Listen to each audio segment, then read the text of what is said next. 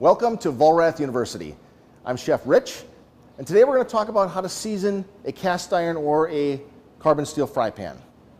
Raw iron pans, when you first receive them, they don't cook very well. Food will stick and they'll also rust. So that's why you want to season these pans. There's many different types of seasonings and methods that people have used throughout the years, talking about the differences in oils and techniques. And lately I've been reading a lot about flaxseed oil. And today I'm going to show you how to use flaxseed oil on a stovetop to season a carbon steel fry pan. Raw steel pans, such as carbon steel and cast iron, are typically shipped like this in a bag with light oil on them. So the first thing you want to do when you receive your new pan is thoroughly clean the pan of all the manufacturing oils that were used and put it on the stove and begin to heat the pan. While we're waiting for our pan to warm, let's talk about flaxseed oil. The reason we want to use the flaxseed oil is because it's very high in omega-3 fatty acids. And these acids, when it reaches its smoke point, change and polymerize and then further cross-link and bond to the surface of the pan, the iron surface. And that's what begins to form our seasoned coating.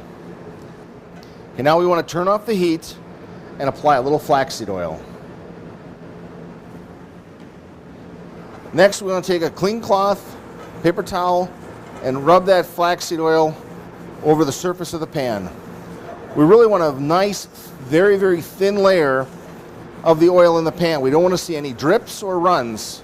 So just a nice thin layer of the flaxseed oil in the pan. Now we return the pan to the stove and let it under high heat.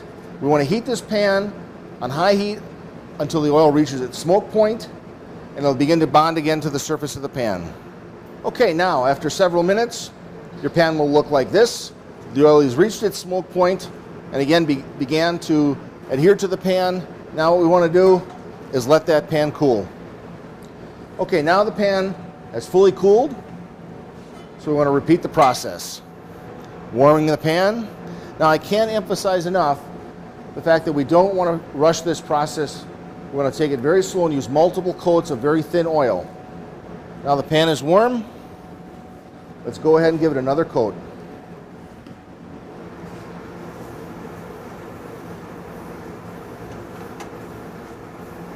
Again, being very careful not to have any drips or runs. And let that pan have another process. You can see now that the oil has reached its smoke point. It's beginning to evaporate and form that cross-link to the previous layer. Okay, now you want to repeat that process of these thin layers back to the heat and so forth. And now this pan, we've done that 11 times. And you can see our surface now is a very hard, smooth, very durable surface.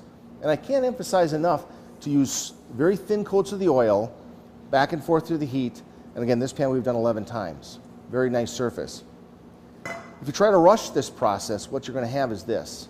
Now you can see how splotchy it is, and also it's very thick and gummy. This is because I put too much oil in to try to show what will happen if you want to rush this. This pan isn't going to be very durable, and again, it's actually kind of sticky because that oil is very gummy. Okay, now let's talk a little bit about cleaning and maintaining your seasoned pan. After using these pans, you just want to wash them out in the pot and pan sink with some water. A little soap, nothing too abrasive, and certainly not any scouring pads. You want to keep that surface very smooth. If you should find that you need to season this pan again, that you've gouged it, you can go back to the natural state by using a little oven cleaner, scouring it clean, and then repeating this process again with the light coats of oil. And that's it. A nice, easy way to season your cast iron or carbon steel pans.